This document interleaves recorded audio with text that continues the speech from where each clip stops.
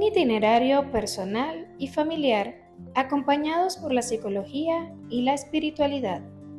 Presentado por Psicodata Venezuela, la Escuela de Psicología y la Parroquia María Trono de la Sabiduría de la Universidad Católica Andrés Bello.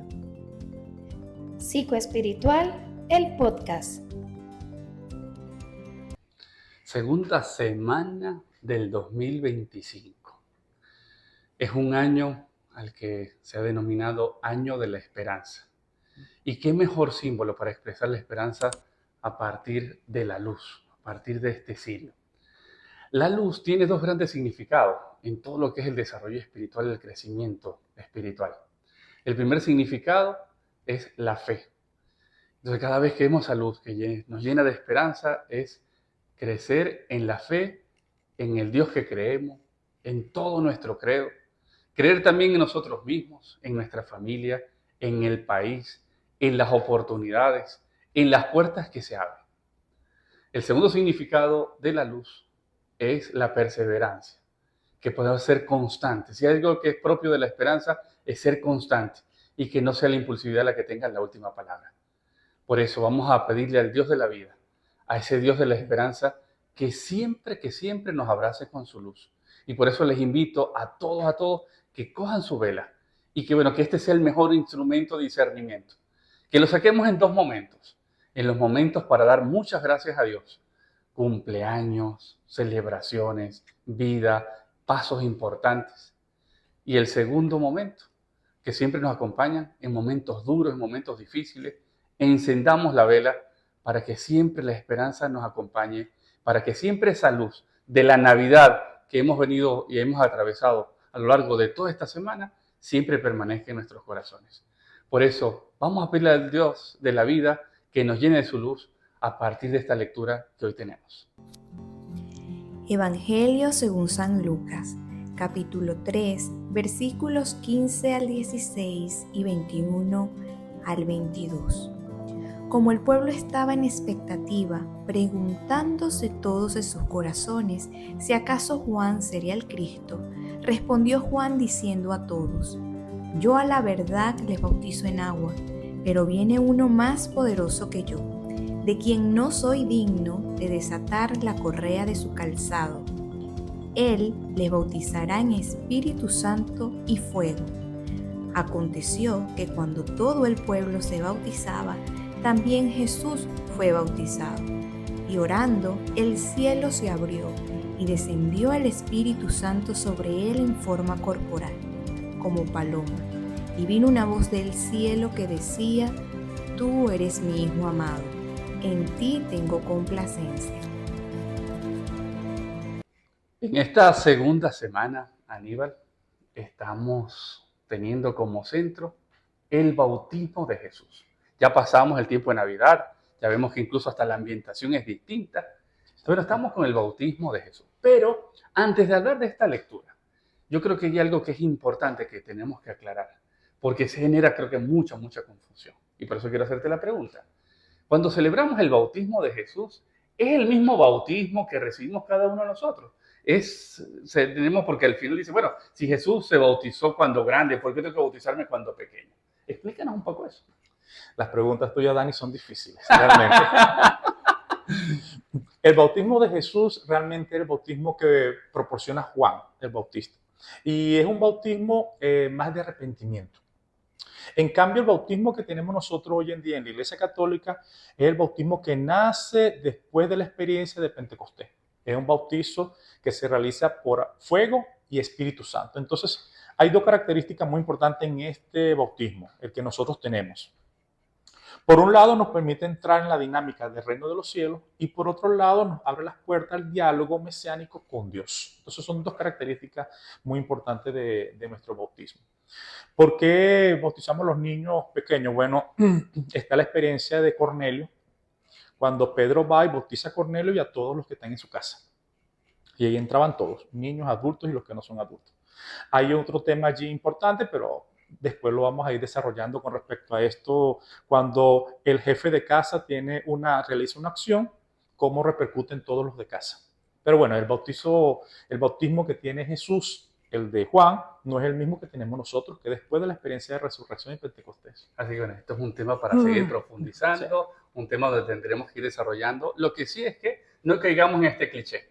Así que bueno, es hacerle de forma equitativa, ¿sí? No es de punto a punto. Vamos entonces a centrarnos en la lectura. La lectura tiene 3 elementos que vamos a desarrollar en este día. El primero, la frase dice, estaban expectantes preguntándose en su corazón. Y bueno, cuando estábamos preparando, eso cuando estábamos tras bastidores, tú utilizabas una palabra en griego, que bueno, que es como un trabalengua, a ver si la digo bien, ¿sí? ¿Sí? Pros, dos, cao, ¿sí? Expectativa. Entonces, bueno, a partir de esta frase, explícanos, porque estamos en una semana de muchas expectativas, en donde de muchas esperanzas. Entonces, creo que las lecturas de hoy vienen como anillo al dedo. Expectativa, esperanza y elementos que, bueno, que nos ayudan a caminar como cristianos. Entonces, esta frase, estaban expectantes, preguntándose en su corazón, pros dos cao. Exacto. Fíjate que es un verbo interesante, Dani, porque el autor ha podido utilizar otros términos, otros verbos, que pudieran expresar una especie de esperanza, pero con temor, con ansiedad. Aquí es una expectativa que conlleva paciencia y además conlleva una especie de esperanza activa. Entonces, allí es un elemento bastante importante. Ahora bien, es una esperanza, una expectativa de una llegada del Mesías que tomó su tiempo. No fue algo de la noche a la mañana. La llegada de Jesús supuso unos 900 años o 1000 años desde la promesa que se le hizo a David en el segundo libro de Samuel. 900 años, el pueblo esperando activamente con la expectativa de la llegada del Mesías, con altibajos, pero se mantuvo siempre luchando y cultivando y preparando esa llegada. Y una de las cosas que creo que parte también de la experiencia desde esta fuente bíblica es cómo nosotros construimos nuestras expectativas. Porque si hay algo que, que a veces insistimos es que queremos ver el fruto ya. ¿Sí? Entonces, cuando uno ve, no solamente esta lectura, incluso lo vimos en lecturas anteriores y lo vamos a ver también en lecturas que vamos a seguir desarrollando, es que, es cómo poder caminar, cómo poderse desarrollar espiritualmente, ¿sí? Con incluso en contextos tan adversos, aun cuando no veamos los frutos. Porque eso a mí siempre me llama mucho la atención en nuestra experiencia también espiritual, sobre todo en el tipo de relación que tenemos con Dios, ¿no? Es un Dios en donde le pedimos promesas. Es el típico poder escuchar a la gente que tiene fe. Que yo le hago una promesa a Dios. Entonces, eso es como el Dios banquero. Entonces el Dios dice, si tú me das esto, esa es mi expectativa, entonces, yo te cumplo con esto. Entonces al final, por supuesto, a veces nuestras expectativas no son acorde a la realidad, no son la mejor respuesta ante la situación determinada. Entonces por eso es pedirle al Dios de la vida que nos dé la gracia de tener esa expectativa, ¿sí? Siempre activa y que supone siempre un proceso de discernimiento. Y discernimiento es una palabra que la hemos repetido muchas veces, pero tenemos que desarrollarla. Discernimiento incluso es lo que propusimos al principio de este episodio. ¿Sí? Cómo yo dar gracias, cómo yo ofrecer, cómo yo poner delante de Dios, delante de mi vida, un poco lo que tenemos. ¿Sí? Entonces, esa es la invitación. Apenas esta es la segunda semana. Vamos a ir desarrollando este tema más adelante, porque la segunda línea es, Él les bautizará con el Espíritu Santo y fuego. Sí. Bueno, podemos conectarlo con el punto anterior.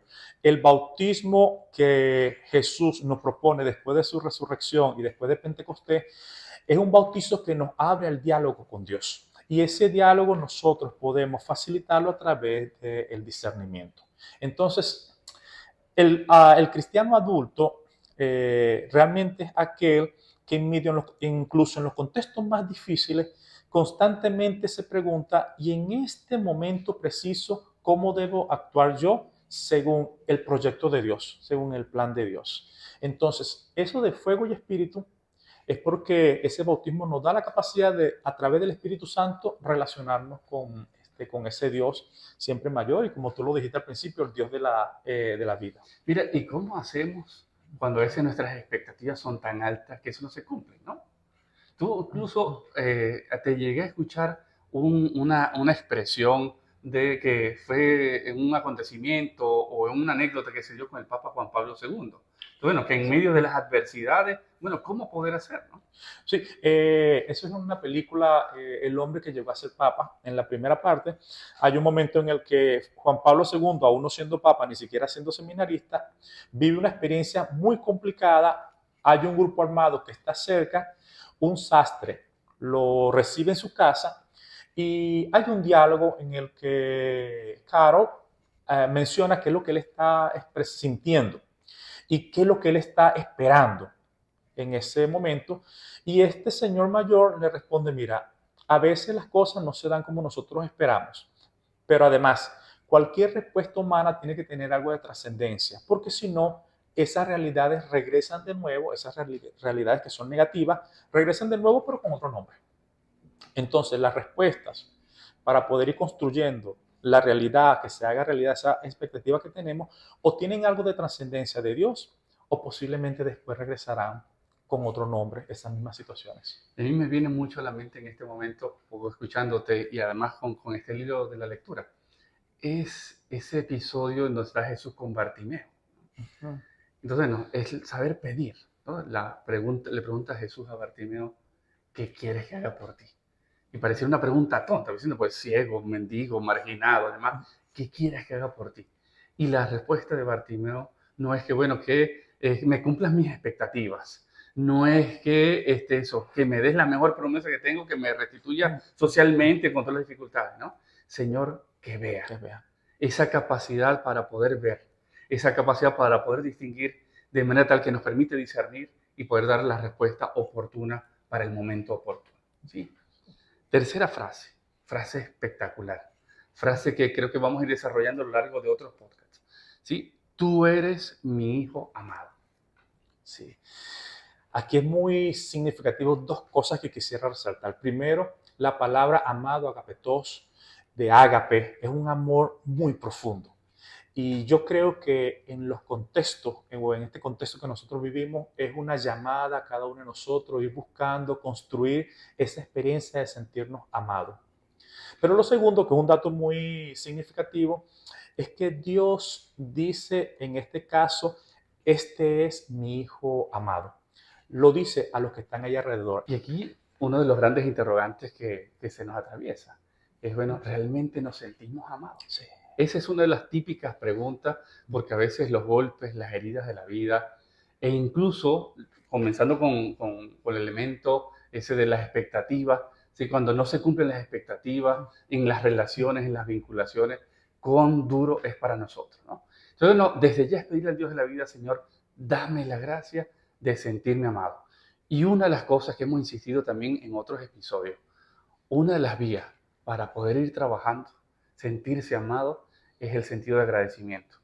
Un corazón agradecido es un corazón que es capaz de mirar más allá de la herida, más allá del resentimiento, más allá incluso de las situaciones que al final me he sentido, mejor dicho, que Dios me ha dado la espalda, ¿no?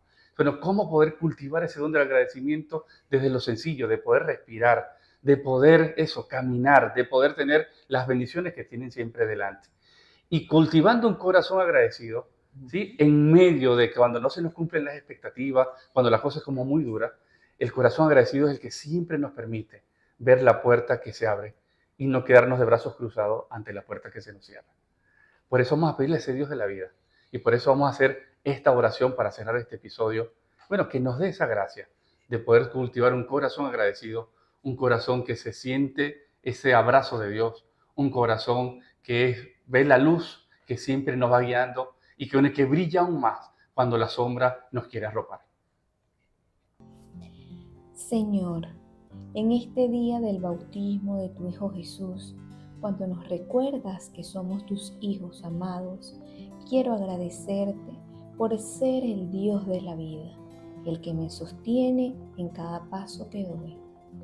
Sé que a veces me cuesta sentirme amado, que las heridas del pasado nublan mi visión y dificultan que perciba tu presencia en mi vida. Pero te pido, Señor, que me concedas la gracia de experimentar tu abrazo de Padre, que pueda sentir tu amor llenando los vacíos de mi corazón. Ayúdame a confiar en ti, aún en medio de mis dudas. Quiero entregarme a tu cuidado y permitir que tu amor transforme mi vida.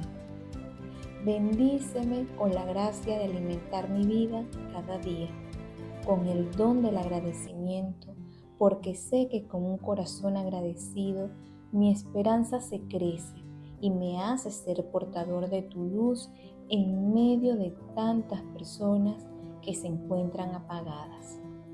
Fortaléceme en aquellos momentos en que mis expectativas no se cumplen. Enséñame a no quedarme paralizado ante las puertas que se cierran. Dame la creatividad y la vitalidad para identificar y trabajar con perseverancia las nuevas oportunidades que se me abren. Amén. No olvides suscribirte, darle like y compartir con tus seres queridos y en tus redes sociales.